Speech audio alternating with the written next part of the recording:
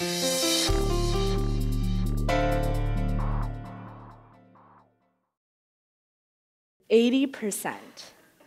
80% meaning that full-time working women only get paid 80% of their male counterparts. This leaves a 20% gap according to the AAUW. Now, okay, fair. This gap has reduced increasingly since 1960, but there's still a gap. And if we continue at the rate that we've been going since 1960 to 2016, maybe, if we're lucky, we'll reach pay equality by 2059. But ever since 2001, there's no longer been pay increases for women. So if we go at this new rate, maybe if we're really, really lucky, we'll reach pay equality at 2100. Now, this is why I want to talk to you guys. I want to talk to you guys and shed light on an issue that I don't think gets paid enough attention within our current society. And that's why do we have so few minority women, specifically Middle Eastern women, in leadership roles and executive positions within our culture? Now, according to the American Center for Progress, if you look at how many women we have that have leadership positions within our culture, it's only 14.6%. Only 8.1% of women are the top earners within their company, and only 4.6% are Fortune 500 CEOs, showing that women already lag significantly behind their male counterparts. But let's look at minority women, and you'll see that these numbers are even lower. According to Fortune, African Americans make up only 8% of the private sector working force. They only fill leadership positions of 1.5%. Hispanic women consist of 6% of the private sector and only 1.3% of leadership roles. And when I went online to look for Middle Eastern women in leadership positions, I couldn't find any statistics. There's not even statistical data on this, and I think that speaks volume to the issue we have at hand. I'm here to talk to you guys about why this is happening. And although I may not have the authority to talk about other minorities because I haven't lived through it, I haven't experienced what they've gone through, I, as a Middle Eastern female who's been raised in a Middle Eastern culture, I think I've been able to pinpoint a significant reason as to why we lack so few Middle Eastern women in positions of power. It's because Middle Eastern culture is so conservative and puts females on the back burner for so long that even in the year 2018, females are not allowed to take lead and not allowed to be in a position of power. Middle Eastern girls have to go through so much more to be able to have the same opportunities regular girls have and the regular struggles girls have to go through. Now, I'm going to share with you guys a story. When I was a girl, Princess Jasmine was my role model. I loved Princess Jasmine. I literally dressed up as her for Halloween for 4 years. And as you can see, this wasn't even Halloween, and I was wearing a Princess Jasmine costume. So much so that on my birthday cake, there was a photo of me dressed up as Princess Jasmine on the cake. So I'm not kidding when I say I really liked Jasmine. She was the only girl on TV that looked like me. She was the only girl who I looked up to who had the same darker skin as I did, who had the same thick, black, coarse hair as I did, and the same prominent features that I had. And Jasmine, from the beginning of the movie, she was already a princess. She didn't have to get married into power. She didn't want to get married. She was proud of being alone and proud of being independent. I was like, yeah, Jasmine, you do that. And I wanted to be Jasmine. But as the movie goes on, Jasmine gets married. Jasmine ends up sharing her throne. She ends up sharing her identity. So much so that the movie's not called Princess Jasmine, it's called Aladdin.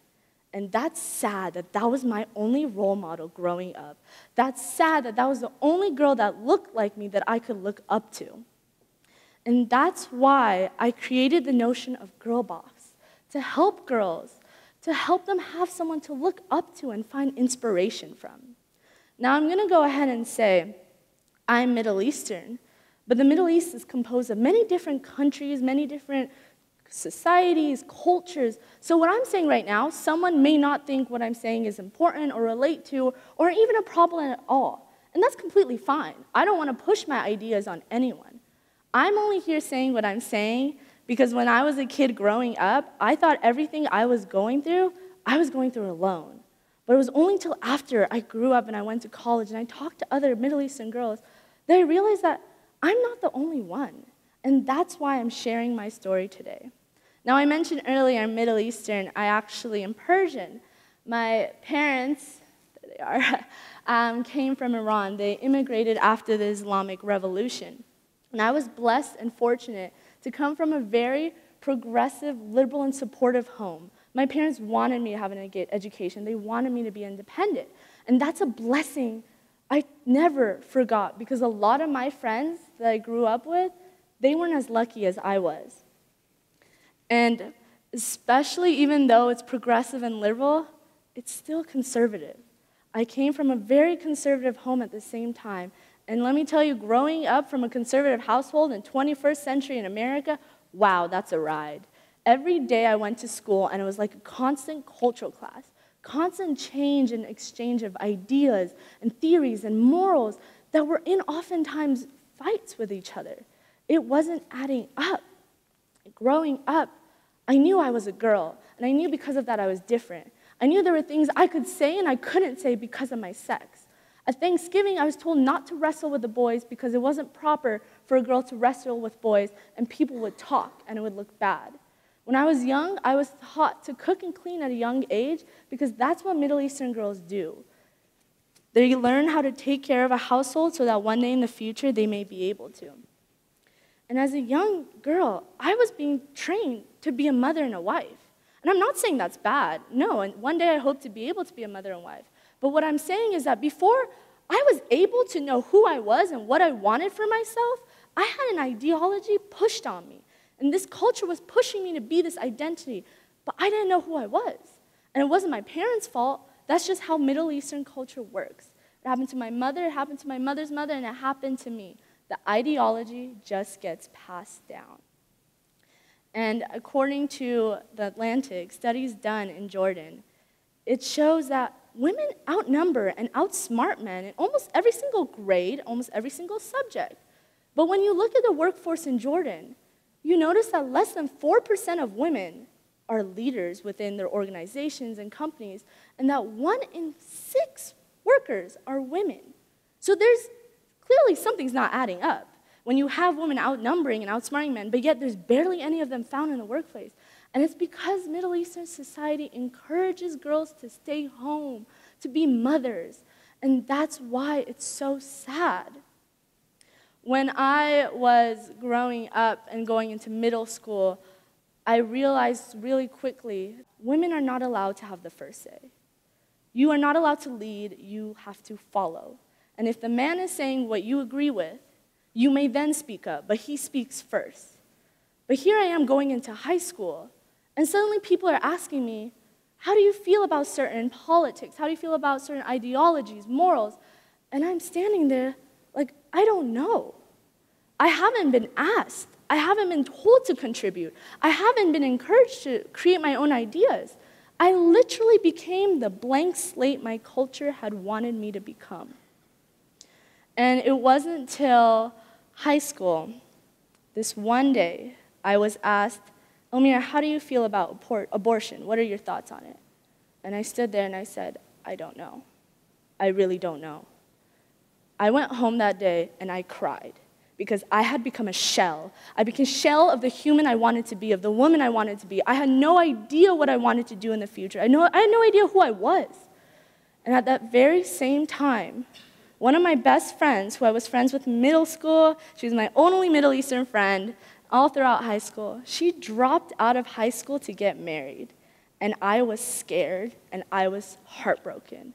And that is the very day that I knew something had to change, because I can't keep on doing what my culture wants me to do because I'm miserable, because I don't know who I am. So that next day, I went and I joined a club in high school. Don't know why I did it. I just wanted something to change. So I literally joined the club. And that club changed my life. Fast forward 3 years into high school, I'm president of 3 clubs. I love leadership, management.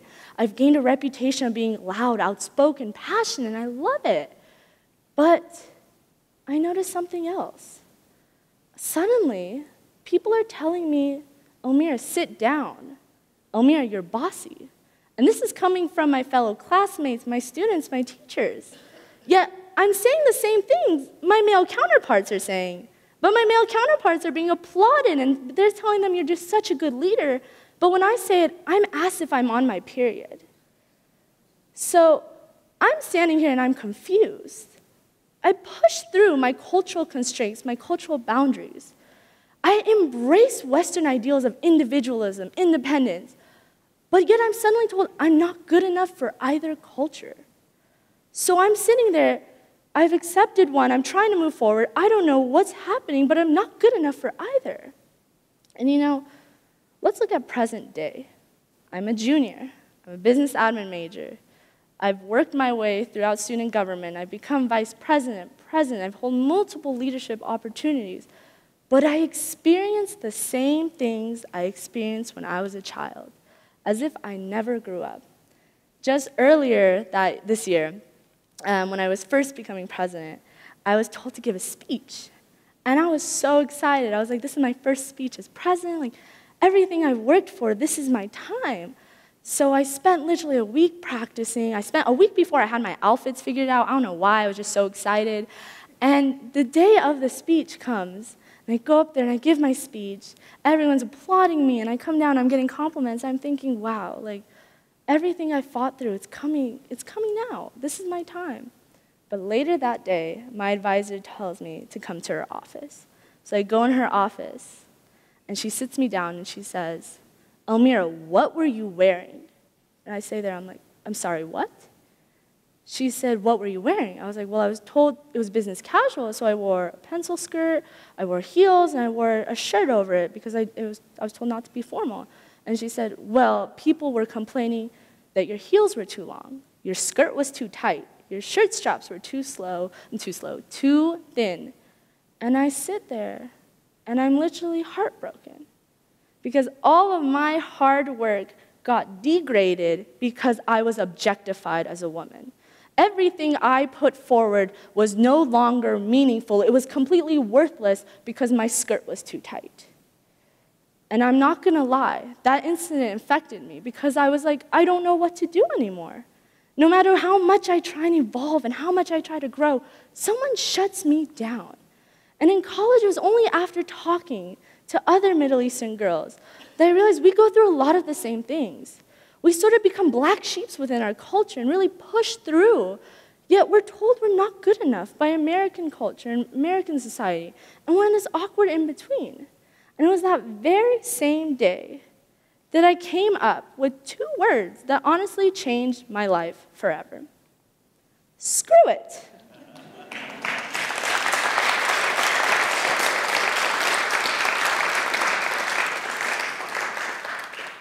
If I cannot fit to a single culture, if I cannot adapt to anyone's norms, then screw it.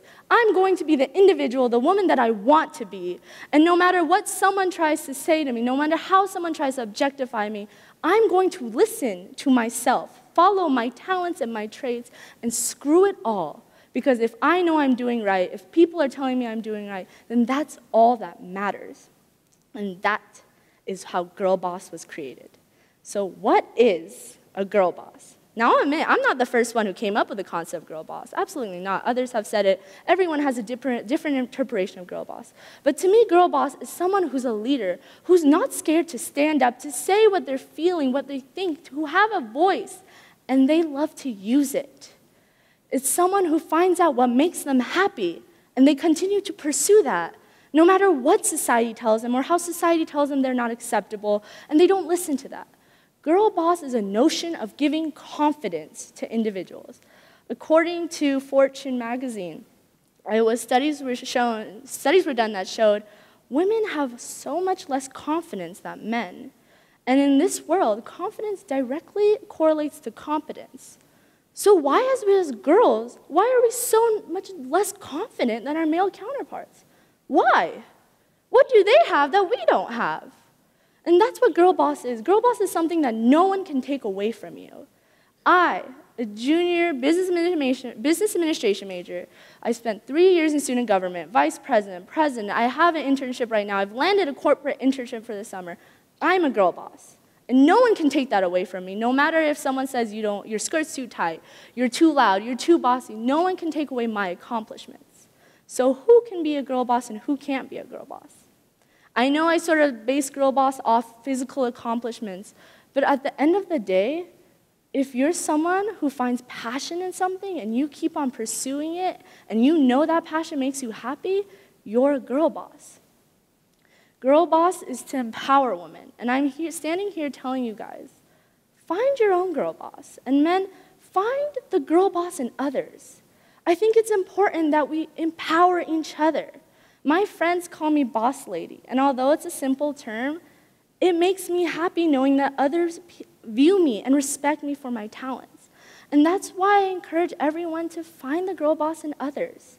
Encourage them.